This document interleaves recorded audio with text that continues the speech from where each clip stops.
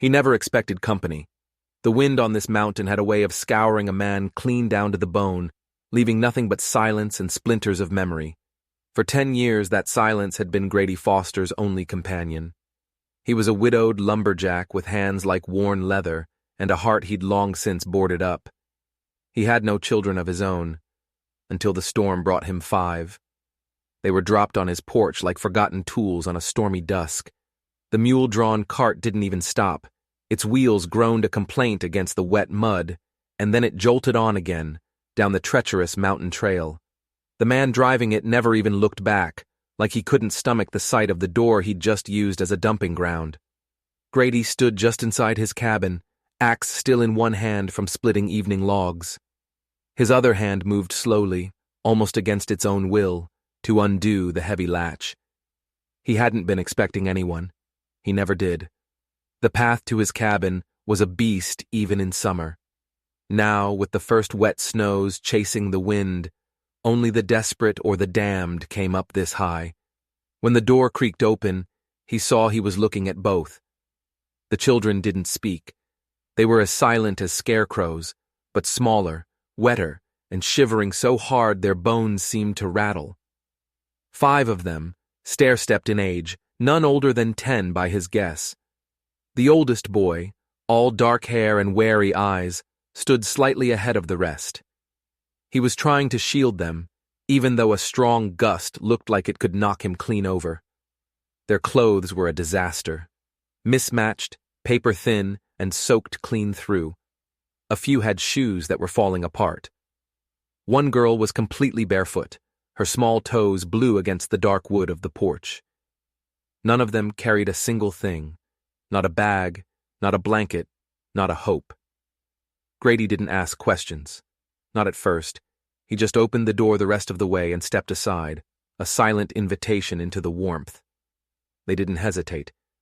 Not out of trust, but out of a bone-deep need that overruled all fear. They filed in one by one, dragging wet, muddy footprints across his clean-swept floor. A girl in the middle, maybe 6 years old, clutched a tiny, bundled baby to her chest. Grady saw her lips moving, counting something under her breath. 1, 2, 3, 4, 5. Always 5. The smallest boy at the back flinched hard when the wind slammed the door shut behind them. Still, they said nothing. They just stood there, a miserable, dripping little flock in the center of his world. He laid his axe down slowly, carefully, like any sudden movement might shatter them. He walked past them to the hearth, tossing 2 more heavy logs onto the fire. The flames leaped up greedy, and for the first time, light and warmth touched their pale faces. His eyes never left the 5 small strangers who had just taken over his home. He didn't ask their names. He didn't ask who left them, or why. There would be time for that later, if they survived the night. He warmed up the stew from earlier, rationing it out into 5 small bowls without looking like he was rationing. He didn't fill a 6th bowl for himself. He ate nothing. The children ate in that same unnerving silence. The only sound was the scrape of spoon against wood, and a single sharp cry from the baby when the hot steam touched his cold nose. The oldest boy reacted instantly. He dipped his own fingers into the hot stew to test it, then cooled a spoonful before gently guiding it into the baby's mouth. He did it with a practiced ease that broke Grady's heart. He'd done this 1,000 times before. Grady watched them, his chest tight. Finally, when the bowls were empty, he spoke. His voice was rough from disuse. "Your father?" The oldest boy didn't look up from his empty bowl. His voice was a flat, dead thing. "Said we weren't worth the food." Grady nodded once. He said nothing more. What was there to say to that? They fell asleep in a pile like puppies, huddled together on a single quilt he laid before the fire. Grady didn't go to his bed. He sat in his heavy wooden chair nearby, boots still on, and stared into the flames. His arms were crossed over his chest, his thoughts a thick, tangled mess he couldn't begin to unravel. He hadn't held a child in nearly a decade. Not since the sickness came and took his Martha and their stillborn son with her. The event had hollowed him out, left him a shell. He'd thought himself done with family after that. He wasn't cut from that cloth anymore. But the silence in the cabin tonight felt different. It wasn't his familiar, lonely silence. It belonged to them now. It was filled with their soft breaths, their twitches and turns as they chased demons in their sleep. Every so often one would whimper and another, still half asleep, would reach out a small hand to hush them. By the time the first gray light of dawn seeped through the windows, Grady had made a decision. It wasn't a loud decision, not even inside his own head, but it had a shape. It had gravity. He started chopping wood early, stacking it high against the cabin wall. He went inside and made breakfast. For 6. The children didn't run. That afternoon, the girl with the baby, he'd learned her name was Ruthie, looked up at him as he passed her a warm biscuit. Her voice was small. "Is this your house?" He nodded. She clutched the biscuit tighter. "Is it ours now, too?" He paused, the word caught in his throat. Then he nodded again. She turned back to the baby, a tiny, satisfied look on her face, as if the entire world had just been settled. Over the next 2 days, the names came out in trickles. The oldest boy, the little protector, was Eli. The quiet one who flinched at loud noises was Tommy. The girl was Ruthie. The artist who drew in the dirt was Caleb, and the baby, according to Ruthie, had no name but Muffin, which she insisted was non-negotiable. Grady didn't argue. They didn't talk much about where they came from, just a shack on the edge of a town half a day's ride away, near a saloon smelling of cheap whiskey and despair. Their mother had died 2 winters ago. After she was gone, their father had stopped calling them by their names. He just called them mouths.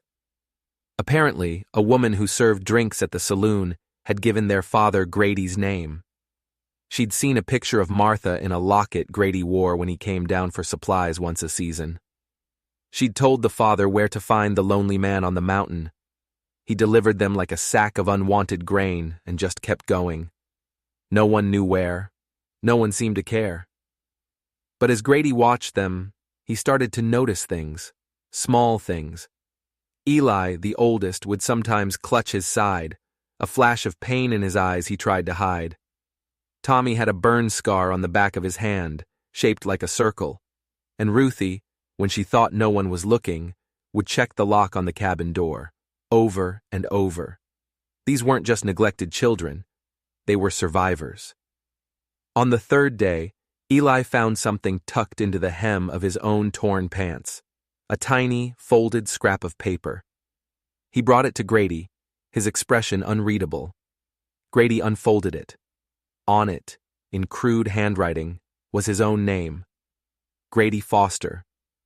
But underneath his name, there was a symbol, a small, hastily drawn picture of a black crow with one wing outstretched. It wasn't a landmark. It wasn't a direction. It felt like something else, a brand. And suddenly, Grady knew this wasn't just a desperate father abandoning his children. Someone had sent them here for a reason. And he had a cold, sinking feeling he was about to find out what it was. The peace, fragile as it was, didn't last. On the 7th day, the wind brought a sound with it. Wagon wheels. Too heavy to be a simple traveler. Too fast to be the postman. Grady was by the chopping stump, axe tight in his hand. Every muscle in his body went rigid. Eli burst from the house, his face pale, his breath coming in short pants. "There's a man coming!" Grady's stomach turned to ice. He didn't have to ask who. The wagon rattled into view. It was rough-built, barely held together by rust and spite. On the bench sat the father. His hair was matted, his eyes bloodshot and mean. He held a flask in one hand, the reins in the other. He looked smaller in the daylight than Grady had imagined. Smaller and 100 times crueler. He pulled the horse up with a wheezing sound, spat a brown stream of tobacco juice over the edge of the wagon, and stared at Grady like he was something to be scraped off a boot. "I've come for my kids," he slurred. Grady didn't move an inch. "You left them." "I can leave my own kin. I can also take 'em back," the man snapped. "They ain't cargo, they're mine." Grady glanced toward the cabin. He could see Eli standing just inside the door frame, his jaw tight, his small hands clenched into white-knuckled fists. Ruthie was behind him, clutching Muffin so tightly the baby let out a small squawk. Grady took one step forward. His voice was dangerously quiet. "You don't want them," the man scoffed. "Ain't none of your business what I want. You got something that belongs to me." A cold dread washed over Grady. The man wasn't just talking about the children. He was talking about something else. "Not anymore," Grady said, his voice turning to granite. The father's eyes narrowed into slits. "You think this is done? I got the law on my side. Blood's blood. No court in this territory will hand children over to a man who leaves them to die on a mountain," Grady said, his grip on the axe handle tightening, especially not with a bottle as his co-pilot. "You think anyone up here is going to listen to some crazy hermit lumberjack over a father?" The man sneered. He took a step off the wagon, landing with a thud. He was trying to be intimidating, but he stumbled slightly. Grady stepped closer, his eyes locking with the man's. "I think if you take one more step toward this house, you won't be walking away from it." The man studied him for a long moment, then spat again. A sick, twisted smile spread across his face. "You got fire. Bet you had a wife once. She die before or after you found out you can't make none of your own?" The insult was meant to cut, and it did, but Grady didn't let it show. He didn't move. He didn't even blink. The man laughed, a short, sharp bark. "Didn't take much to figure. Whole town says you're useless for bloodlines. And now here you are, pretending these 5 ain't just a charity case for a broken-down old man." "Get off my land," Grady said, the words low and final. The man's smile vanished. His face darkened. He reached into his wagon and pulled out a dirty, crumpled sheet of paper. He tossed it onto the ground at Grady's feet. "Got signatures," he snarled. "Friend of mine at the sheriff's office. Gave me legal claim. Ain't pretty, but it's there." Grady didn't even look at it. The man sneered again. "You think you can keep 'em? You'll run out of food. You'll run out of patience. Kids cry, kids bleed, kids break things, and none of 'em are yours." "I know that," Grady said evenly.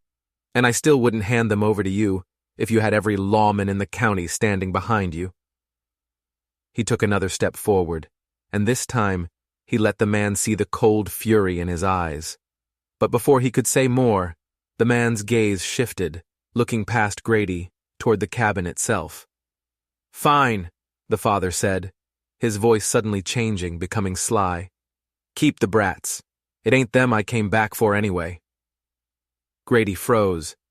"I heard you found something," the father continued, his eyes glinting with greed. "Something my business associate left for safekeeping. Something under your floor."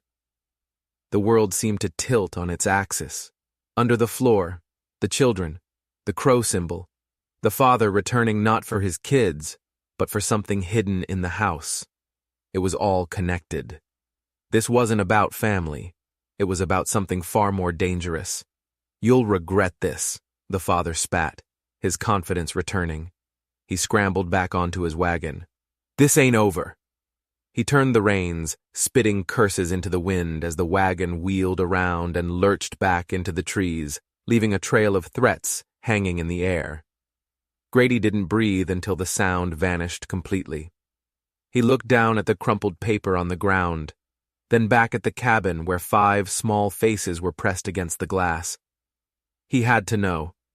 He stormed back inside, the children scattering away from the door as he entered. He didn't say a word. He grabbed the iron poker from the hearth and went to the center of the room. He shoved the table aside, the legs scraping loudly against the wood. "What is it?" Eli asked, his voice trembling. Grady ignored him. He jammed the poker into the seam between 2 floorboards and heaved. The old wood groaned in protest. Dust and the ghosts of 100 winters puffed into the air. He pried up the first plank. Nothing. Just dark, packed earth and stone. He moved to the next one, his movements frantic. He tore it up. Still nothing.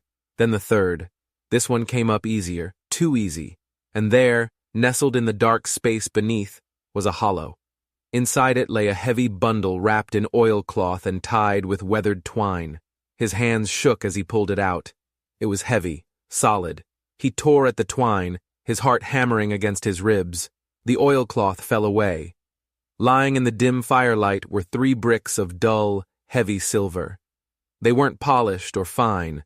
They were rough, crude, and they hummed with a dangerous energy. Next to them, wrapped in a separate piece of linen, was a revolver. Old, but well-oiled. Ready. And beneath it all, a single folded note. The paper was yellowed with age, the handwriting delicate and familiar. It was Martha's. His breath caught in his throat. All these years he'd thought he knew every secret of this cabin, of his life with her. He opened the note slowly, carefully. He was expecting words of love, a hidden memory, but the message made his blood run cold. "Grady," it read, "a man came by today. He frightened me, said he was owed a debt. He buried this here. He said he'd be back for it. He drew a symbol for me, so I would not forget his associates. The symbol of a black crow. Be careful, my love, these are not good men. M." It wasn't a secret savings. It wasn't a treasure. It was a gangster's stash. His wife, his gentle Martha, had been threatened. She had lived her last days with this terrible secret buried right under their feet.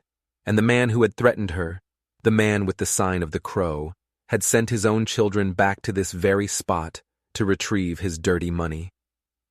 Grady looked up from the note, his eyes finding Eli's. The boy was staring at the silver, then at Grady, and a dawning, horrified understanding was spreading across his face. "The crow," Eli whispered, his voice cracking. "That's their mark. The men who came for us." Grady felt the floor drop out from under him.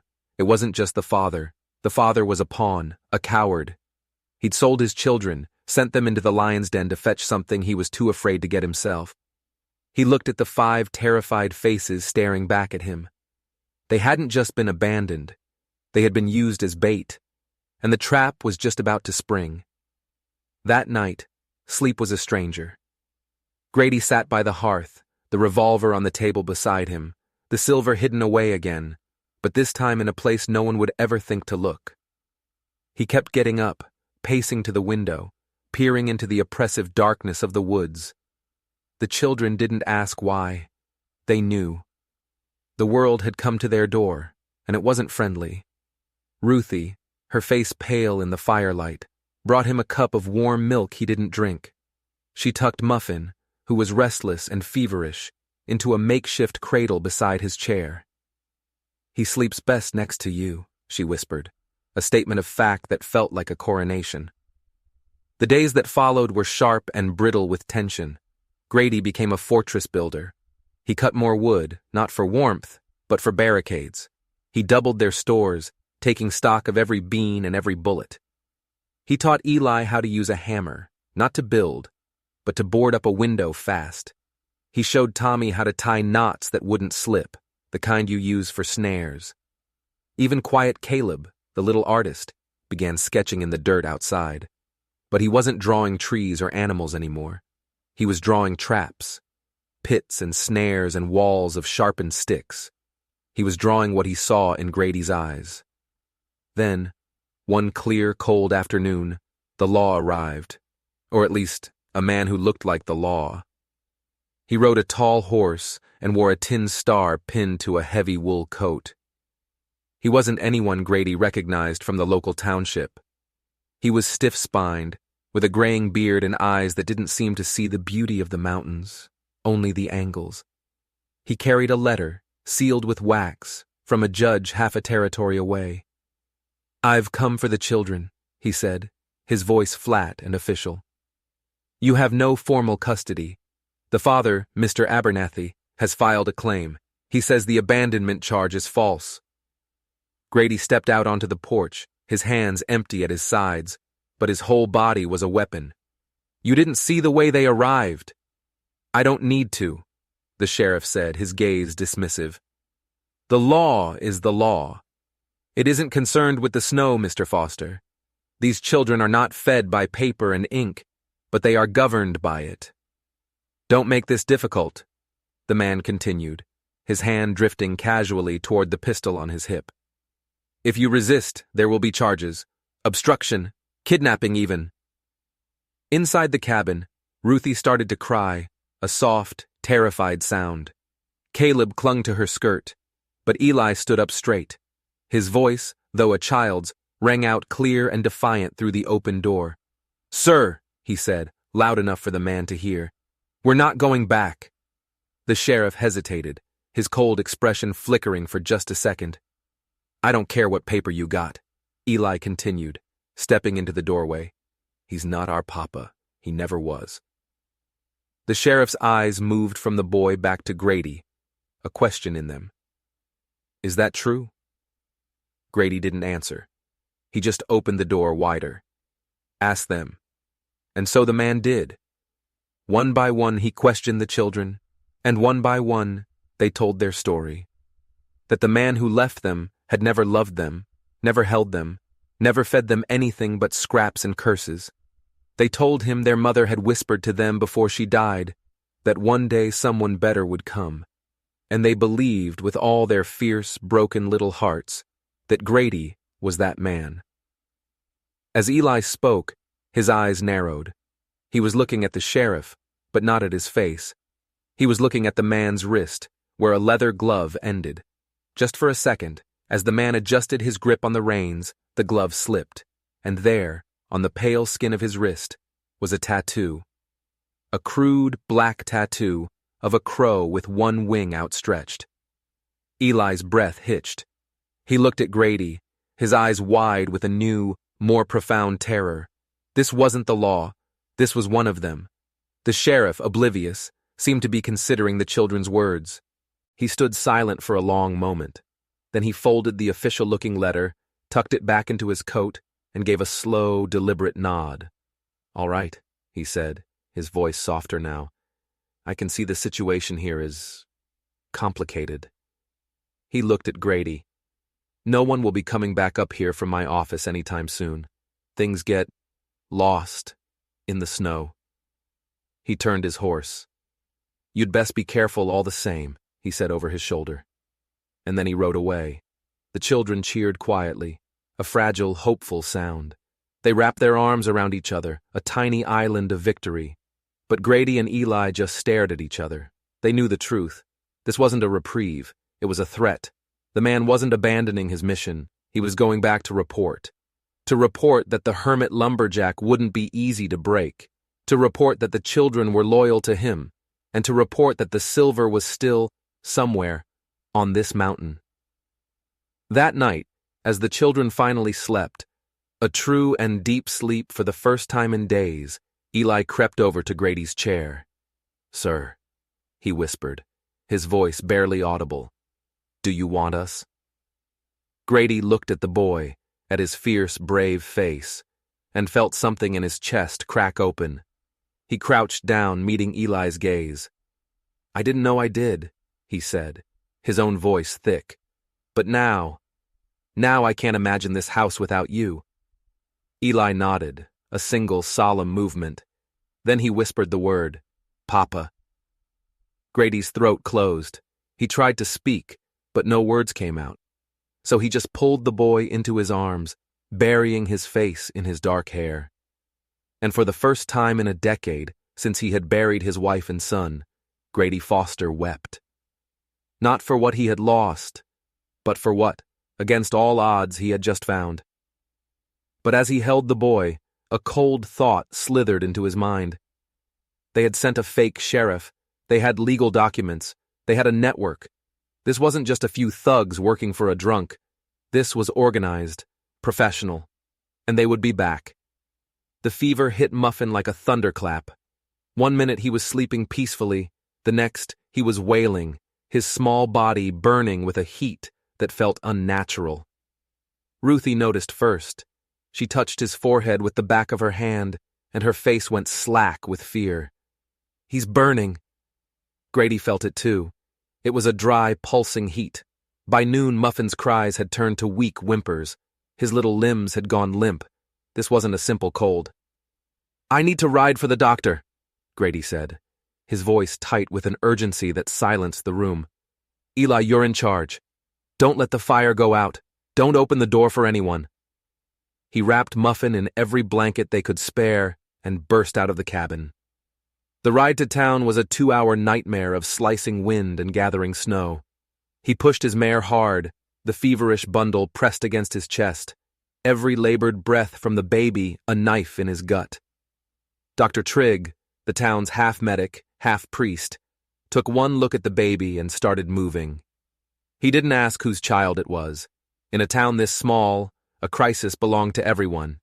He measured tinctures, pressed a hand to the child's neck, and muttered about a sickness that had been moving through the outlying camps.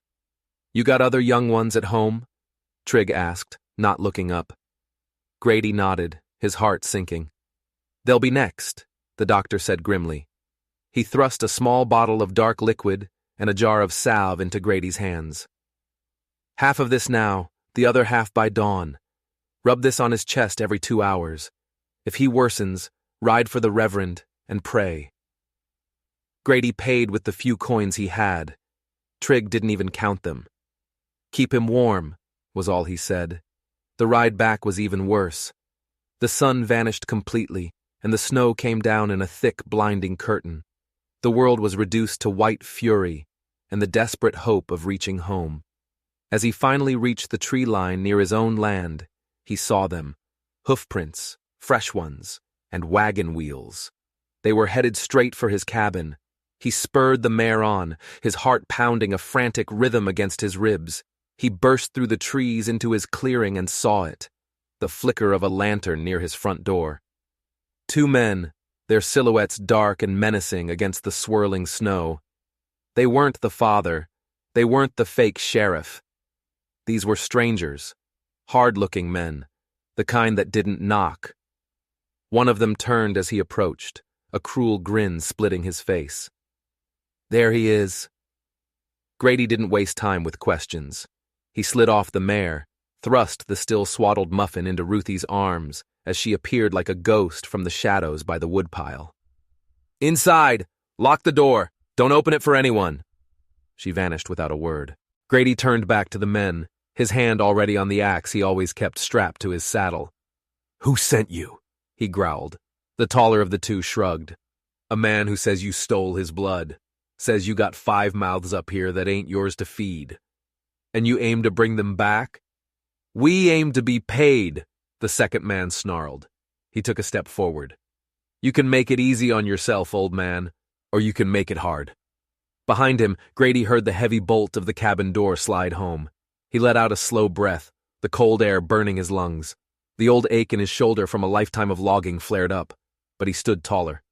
"You've got one chance," Grady said, his voice dropping to a low, dangerous rumble. "Walk away." The taller one laughed, a harsh, ugly sound. "You think we're scared of some lonely old hermit?" "No," Grady said quietly. "But you should be." And he stepped forward into the storm. The fight was brief and brutal. Grady wasn't young or fast, but decades of felling giant pines had forged him out of iron and oak. His shoulders were thick, his arms like tree trunks, and his soul was on fire. He wasn't fighting for his life. He was fighting for theirs. The first man lunged. Grady twisted, using the man's momentum against him and slamming his shoulder into his chest with the force of a battering ram. The man went down, gasping. The second pulled a knife, a long, wicked-looking thing that flashed in the lantern light. He slashed upward. Grady ducked, the blade slicing through his coat and grazing his arm. Pain, hot and sharp, flared through him, but he ignored it. He swung the blunt, heavy side of his axe, not the blade.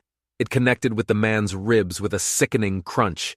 The man cried out, a choked, wet sound, and collapsed into the snow. Both men were on the ground, breathing, but not getting up. He dragged them one by one to the edge of the woods, tied their hands with rope from his saddle, and left them to the mercy of the blizzard. When he stumbled back into the cabin, his shirt was torn, and blood was soaking his sleeve. Eli met him at the door, his face a mask of shock and awe. "You're hurt." "Not bad," Grady lied. The cut was deep. He could feel the blood, warm and sticky, running down his arm. He ignored it. He went straight to Muffin. He took the baby from Ruthie and sat by the fire, rocking him gently, whispering promises to the flames. Hours passed. The snow pounded the roof. The wind howled like a hungry wolf. The other children, one by one, drifted off to sleep, huddled close to his chair. In the darkest hour of the night, as the storm finally began to wane, Ruthie whispered, "He stopped shaking." Grady held the baby closer. His breathing was still shallow, but it was even. The fever had broken. The worst had passed. For now.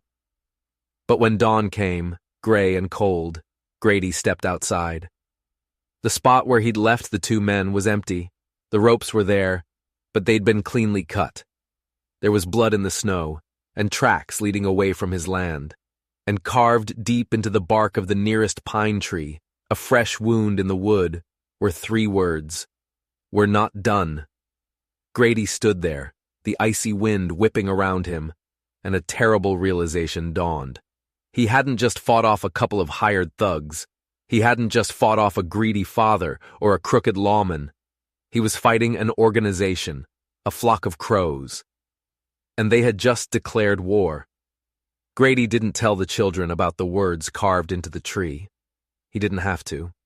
They could feel the change in the air. The silence in the cabin was no longer peaceful. It was watchful. Every rustle of a branch, every call of a raven was a potential threat. He started carrying the axe on his belt, even indoors. The children became a small, silent army. Caleb gathered kindling, his eyes constantly scanning the woods. Eli patrolled the back of the cabin, a heavy rock in each hand. Ruthie, sharp-eyed and solemn, took charge of Muffin, crushing the herbs Dr. Trigg had provided and mixing them with water, her small hands steady and sure. The cabin was too quiet. It was the kind of quiet that comes before a trap springs shut. That evening, as dusk settled like a purple bruise over the mountains, Grady stepped out to split the last of the logs by the door. He froze mid-swing. Tied to the chopping stump was a single ribbon of bright red silk. He hadn't put it there. The children hadn't either. It was knotted carefully like a gift. His blood ran cold. He dropped the axe and slowly, cautiously, picked up the ribbon. It was clean, new. A message. Tucked into the moss beneath the stump was a piece of paper, folded twice. He snatched it up, his hands trembling. The handwriting was crude, aggressive. "You can keep the brats. We want what's under the floor, all of it." It was a new offer, an escalation. They knew he had the silver, and they were tired of playing games. He crumpled the paper, his knuckles white. The note from his wife, Martha's terrified words, echoed in his head. "These are not good men." He knew they were watching. Right now. The next morning, the tracks around the cabin had doubled. They had come in the night, silently, not to attack, but to circle, to remind him, to show him how close they could get whenever they wanted. He had to move the silver. That afternoon, while the children kept watch from the windows, Grady dug a new hole behind the cabin, near the old well, hidden by a thicket of blackberry bushes. He worked quickly, his movements economical, burying the heavy oilcloth bundle deep in the frozen earth. He covered it over, scattering leaves and dirt until it looked as if the ground had never been disturbed. That night, he taught Eli and Caleb how to use a slingshot. Eli had a natural talent, his aim steady and true. Ruthie declared she didn't need one, that her hands were for healing, but she watched every single lesson with fierce intensity. The revolver stayed on the mantel, a silent, grim sentinel. They were running out of food. The milk was gone, the sugar, the salt. All that was left was cornmeal and dried beans. He cooked it into a thin porridge, and they ate in silence. And just as they were finishing, they heard it. A scream. It wasn't an animal. It was human. High-pitched, ragged with terror, and it came from the woods. Grady was on his feet in an instant, grabbing the revolver. He motioned for the children to get down, to stay away from the windows. But Ruthie clutched his sleeve, her eyes huge. "What if it's one of them? What if they're trying to trick you?" He hesitated. The scream came again, closer this time. It was a child's scream. What if it wasn't a trick? Cursing himself, he wrenched the door open and stepped outside, the revolver held tight in his hand. And then he saw her. A little girl, no older than 7, was running barefoot through the snow. Her hair was a tangled mess. Her cheeks were red with cold and fear. Her thin dress was torn. And behind her, gaining on her, were 2 men. The same 2 men he'd left tied up in the woods. One of them held a thick rope. He didn't hesitate. He ran. The girl tripped, falling face first into the snow just as the first man reached for her. But before his hand could close on her arm, a shot rang out. The bullet whizzed past the man's head, so close it tore his hat from his head. Both men froze, turning in shock. Grady didn't aim again. He just ran, his long legs eating up the distance. He scooped the little girl up into his arms. She was light as a bird. She clung to his coat, her small body racked with sobs. The men didn't chase him. Not yet. But as Grady sprinted back toward the cabin, he heard a sound that chilled him to the bone. A long, shrill whistle echoing from deep within the trees. A signal. They weren't alone. There were more of them out there. He burst back inside, bolting the door behind him. Ruthie was already there, her face a pale oval in the dim light. Eli drew the shutters, plunging the room into near darkness. Grady laid the little girl down by the hearth, covering her with a blanket. She was shaking uncontrollably. "What's your name?" Ruthie asked gently, stroking the girl's matted hair. The girl's voice was a barely audible whisper. "Cassie." "Where's your home, Cassie?" Grady asked. "Gone," she choked out. "Your parents?" She just shook her head, tears streaming down her face. And then she said something that turned the fire in Grady's veins to ice. "They were taking us all," she whispered. "Not just me. There were other wagons." Grady stared at her. Wagons. Plural. This wasn't just about silver anymore. This wasn't about revenge against a drunk father. The crow symbol, the fake sheriff, the threats, the constant surveillance. It all snapped into a horrifying focus. They were trading in children. His 5 weren't just bait for a treasure. They were part of the treasure itself. They had escaped, and now the collectors were here to reclaim their property. He couldn't sleep that night. He stepped outside into the pre-dawn cold, the revolver heavy in his hand. There were no fresh tracks, no campfires. But near the base of the trees, where the words had been carved, something new was waiting for him. It was a doll, ragged, with one button eye missing, dressed in a faded blue dress. It had been propped up against the tree, facing the house. A silent, terrifying message. Grady picked it up, his hand shaking with rage. He turned it over. And there, stitched crudely into the fabric of the doll's dress, was a name. Lydia. He stared at it, a cold sweat breaking out on his back. There was only one reason someone would leave a doll like that. It was bait, a promise, a threat against a child he didn't even know. He walked back to the cabin, his jaw clenched so tight it ached. He had fought storms. He had buried a wife. He had learned to live with a silence that would have driven other men mad. But now, for the first time in years, he felt something else rise in him. Not just fear, not just anger, a calling. He looked at Ruthie, who was gently braiding Cassie's hair. He looked at Eli, who was trying to sharpen a broken stick into a spear. He looked at Muffin, sleeping soundly for the first time in days, his small chest rising and falling in a rhythm of pure innocence. And Grady whispered to himself, the words like a vow spoken to the ghosts in the pines. They're mine now. Whatever storm of men and money and pure, unadulterated evil was heading for his mountain, it would have to go through him first. And Grady Foster was done running. The next day, Grady didn't chop wood. He built traps. Not the kind for catching deer or rabbits. These were for men. A taut wire strung ankle-high across the main path, leading to a shallow pit filled with sharpened stakes, all concealed by a blanket of pine needles. A heavy log, rigged as a deadfall, triggered by a tripwire near the woodpile. He worked with a grim, silent efficiency, his mind a cold machine of angles and leverage. He hadn't made such things in years, Not since the war, a lifetime ago, before he'd met Martha and sworn off violence forever. But the doll named Lydia had changed the rules. Cassie's terror-filled eyes had changed them.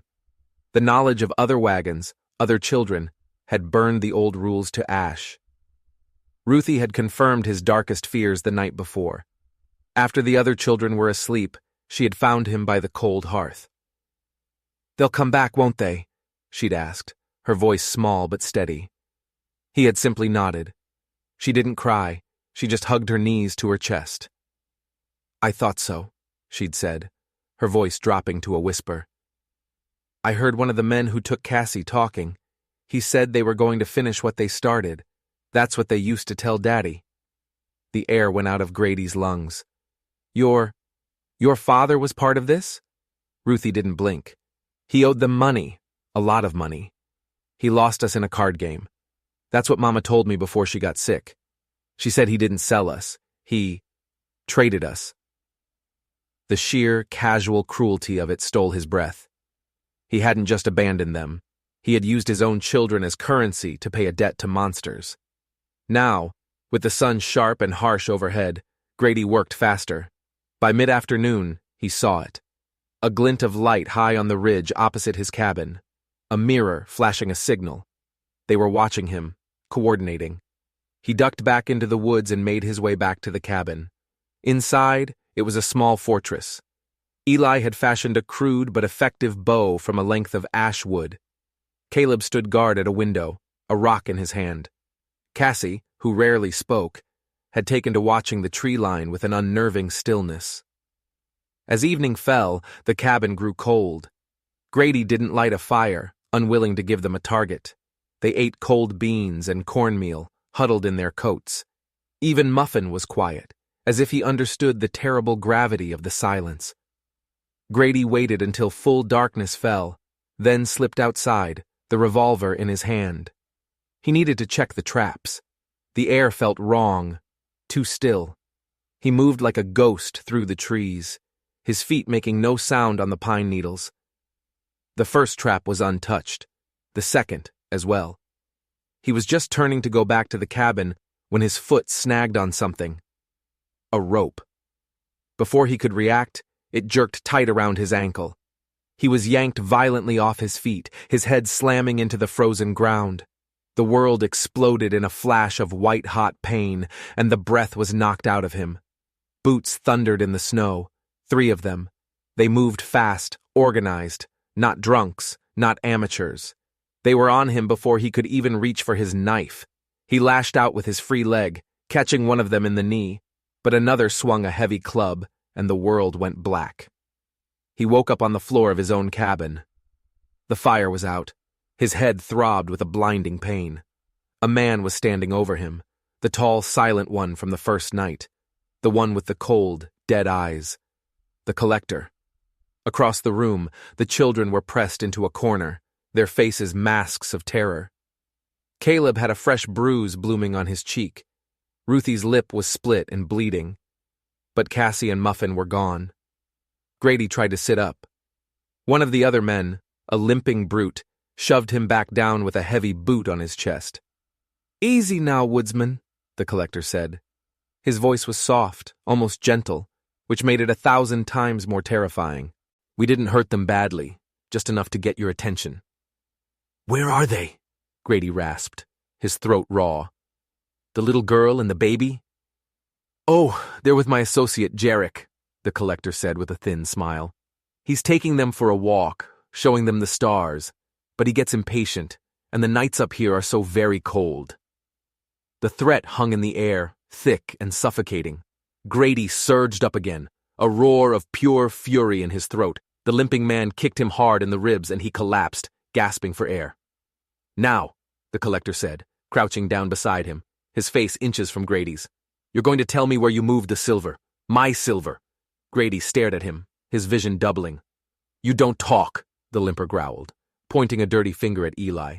"The boy dies next." Ruthie stepped forward, her small body trembling. Please don't." The collector ignored her. He looked at Grady.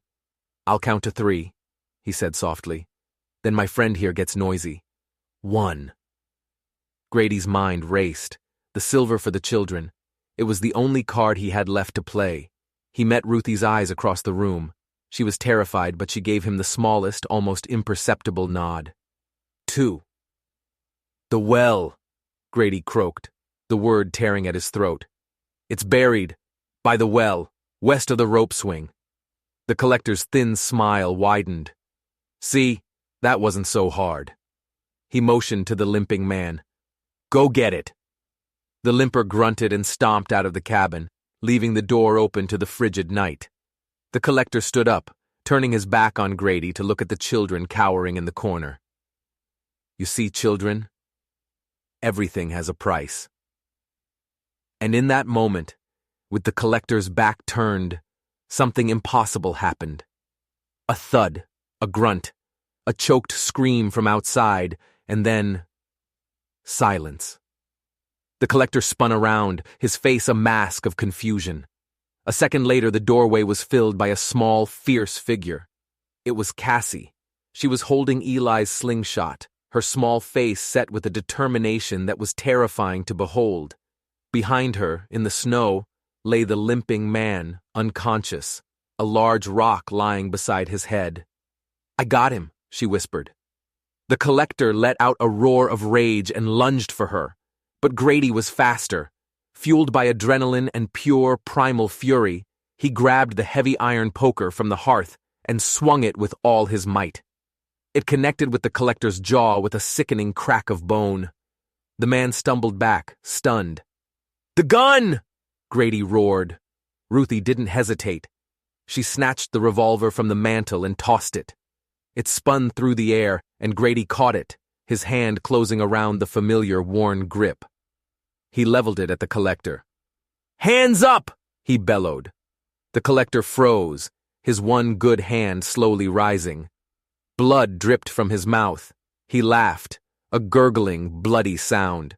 You won't shoot me, old man. You're not that kind. Try me, Grady said, his voice as cold and hard as the iron in his hand. You shoot me. More will come. This doesn't end here. No, Grady said, his voice dropping to a whisper. But I can keep them safe tonight. The man made his move. He lunged. The revolver cracked once in the small cabin, the sound deafening. The collector screamed and slumped backward, clutching his arm, a dark stain spreading across his sleeve. He stared at Grady, his eyes wide with shock and pain. I didn't kill you, Grady said, his voice shaking but steady. But I will if I ever see your face on this mountain again. He turned to Ruthie. Rope. She brought it fast. They tied the collector's legs and wrists, his whimpers of pain echoing in the silent cabin. They dragged him outside and tied him to the same tree where the doll had been left. Grady stuffed a rag in his mouth to silence him, and using the man's own knife, pinned a note to his chest. These children are not for sale. He turned and walked back to the cabin. The fire was still out. The stew was cold. But Cassie was curled up beside Eli, safe. Caleb was stirring the embers in the hearth, his small face grim but resolute. And Ruthie was just coming through the back door, her face glowing with relief. In her arms, stirring from a deep sleep, was Muffin. They were all safe. They were all home. Grady leaned against the doorframe, the revolver still heavy in his hand, and let the silence settle. They weren't just waiting to be saved anymore. They were fighting back. And tonight, they had won. The victory was a fragile thing. When dawn broke, the collector was gone. The ropes lay in the snow, cleanly cut. The blood trail led only a few feet before vanishing, as if he'd been plucked from the earth by unseen hands. Someone had helped him. His network. His crows. Ruthie was the first to see. She came outside with a bowl of oats and froze, the bowl tipping and spilling into the snow. He's gone. Grady stepped past her, his jaw set like stone. This wasn't over. It was just the beginning of the real war.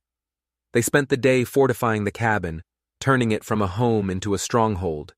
They stacked logs against the windows, barricaded the doors with heavy furniture, and hid knives in crevices where small hands could find them quickly.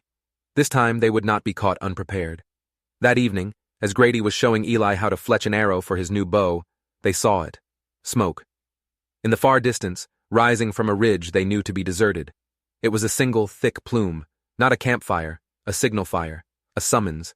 He was gathering his forces. The next few days were a blur of tense waiting. They rationed their food, spoke in whispers, and slept in shifts. Grady felt the weight of their fear, their hope, their trust, and it was heavier than any log he'd ever hoisted. Then, one night, the sound came. A single horse moving at a slow, deliberate walk, then another, then the unmistakable creak of a heavy wagon. Grady motioned the children to silence. He didn't have to tell them what to do. Ruthie grabbed Muffin and herded the others toward the hidden trapdoor in the floor that led to a small, cold cellar. Eli grabbed his bow. Cassie clutched her slingshot. Caleb held a board with nails hammered through it. Torchlight flickered through the trees. Not 1 or 2 men. A dozen. Maybe more. They formed a semicircle around the cabin, a pack of wolves closing in. A new voice rang out, this one thick with menace and authority. It was a man on a huge black horse, a man with a brutal-looking hook where his right hand should be. "We know you're in there, old man. We're not asking nice this time." Grady took a deep breath, opened the cabin door, and stepped out onto the porch alone, the revolver held loosely at his side. The man with the hook sneered. "We came for what's ours, the silver and the kids. They were bought and paid for."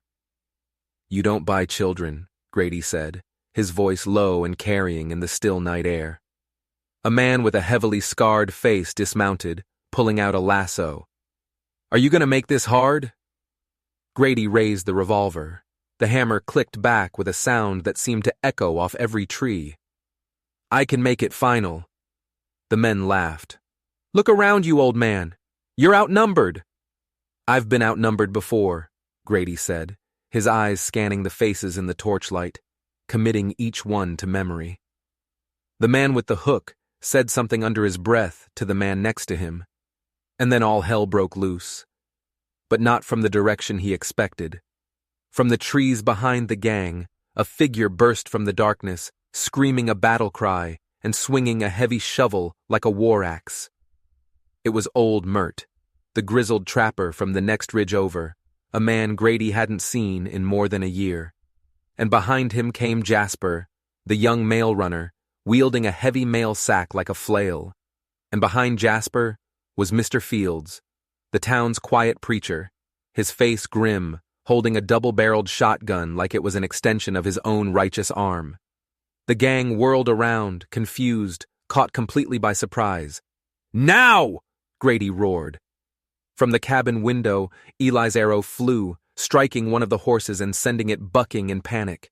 Cassie's rock, launched from her slingshot, hit the man with the hook square in the temple, and he tumbled from his saddle. Ruthie burst out onto the porch, fearless, holding a flaming torch high in one hand, Muffin secure on her back. The gang, caught between the fire of the townsfolk and the fury of the children, scattered. Jasper tackled one man, knocking him clean out. Old Mert screamed, "That one sold his own boots for whiskey! Cowards, the lot of them!" Grady fired the revolver into the air. "Go!" he roared, his voice the sound of the mountain's own fury. They went. They fled like frightened dogs, their organized attack dissolving into chaos. The last one ran straight into a snare Caleb had laid, and by the time he got to his feet, Preacher Fields was standing over him, the twin barrels of his shotgun promising eternal damnation. When it was over, they had 3 of them tied up. The rest had vanished into the night. The collector wasn't among them, but his army was broken. Old Mert slapped Grady on the back, his face split in a wide grin. "Heard some ugly whispers in town. Figured we'd come see for ourselves." Preacher Fields nodded solemnly. "Saw that man with the hook trying to trade a child's stolen coat for a bottle. Figured the devil was working overtime on this mountain." Grady looked from the faces of his neighbors to the light spilling from his cabin door. Inside, the children were safe. The fire was lit again. Warmth was returning. But the next morning, tacked to the very tree where the collector had been tied, was a new message. This one wasn't written. It had been burned into the bark with a hot branding iron. A single, perfectly rendered image of a black crow, and underneath it, 5 small, crude stick figures hanging from a gallows. This wasn't about the silver anymore. This wasn't about business. This was personal. This was a promise of revenge. Back at the cabin, the children waited, their faces pale. "Is he coming back?" Eli asked, his voice a whisper. Grady stared at the branding on the tree, at the revolver in his hand, at the 5 small souls who had become his entire world. "Yes," he said, his voice a low, cold promise. "But this time, the whole mountain will be ready for him." The final wait was the worst. The snow began to melt, the days grew longer, but the threat remained, a constant, oppressive wait. The collector didn't come. Days turned into a week, then 2. A false spring settled over the mountain, but there was no warmth in it. Grady stood watch every dawn, his eyes on the ridge. The townspeople took turns, Mert and Jasper and others, setting up their own watchposts in the trees, a silent ring of protection around the cabin. They were a community under siege. One evening, Ruthie found him by the fire, oiling the revolver for the 10th time. "Grady," she said, "what if he comes when you're asleep?" He looked up, his eyes tired but resolute. "Then I won't sleep." She nodded, as if this was the most logical answer in the world, and went back to singing a soft lullaby to Muffin. Then, Caleb saw the smoke. Not a signal fire this time. A small single campfire, less than half a mile from the cabin. Through his spyglass, Grady saw it clearly. 1 tent, 1 fire, no horse, just 1 man. Waiting. He was here.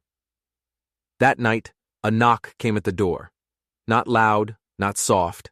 3 perfectly spaced raps. Grady moved like a coiled spring. He didn't need to speak.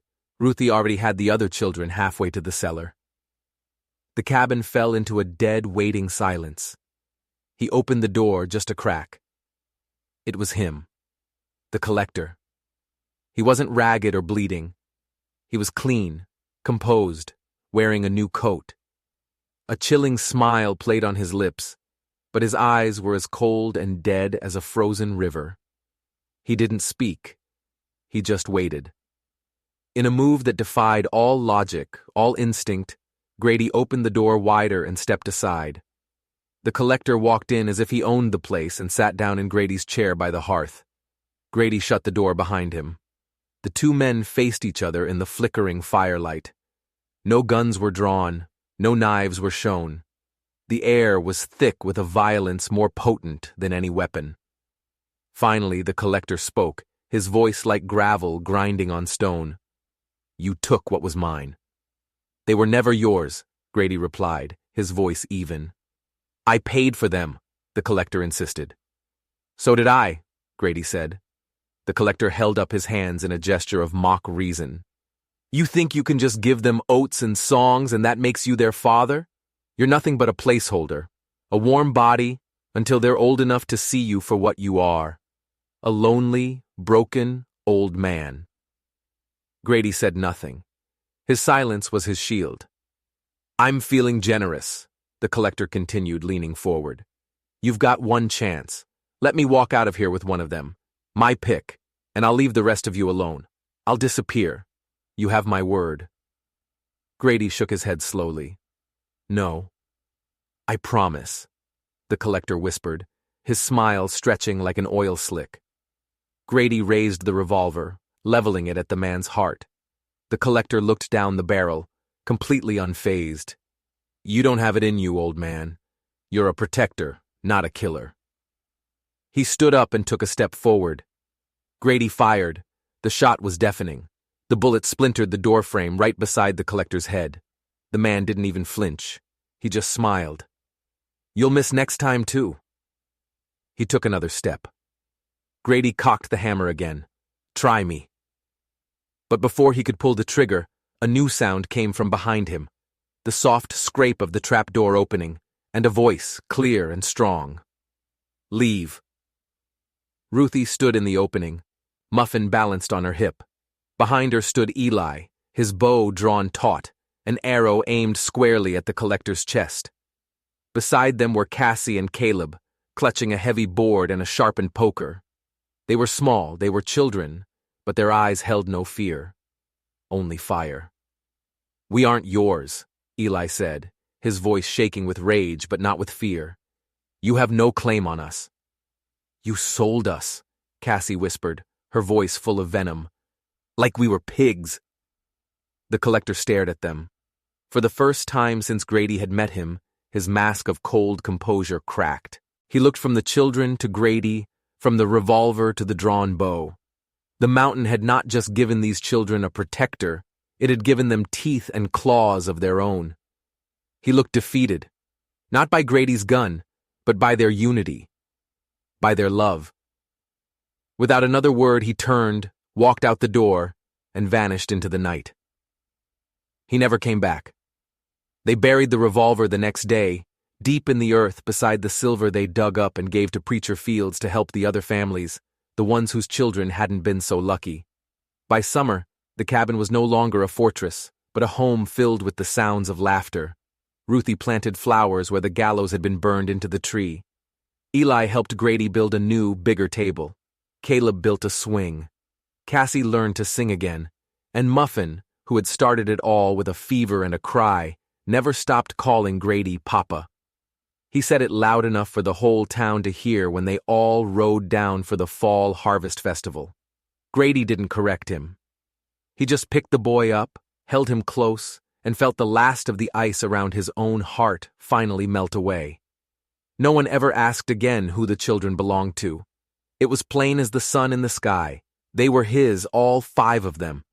And he, in the most profound and unexpected way, was theirs. The lonely lumberjack was gone, and in his place stood a father, forged in fire and snow, the guardian of the mountain and its most precious treasures. If you were moved by Grady's story of courage and found family, don't forget to like this video and hit that subscribe button. You never know what story is waiting to be told just over the next ridge.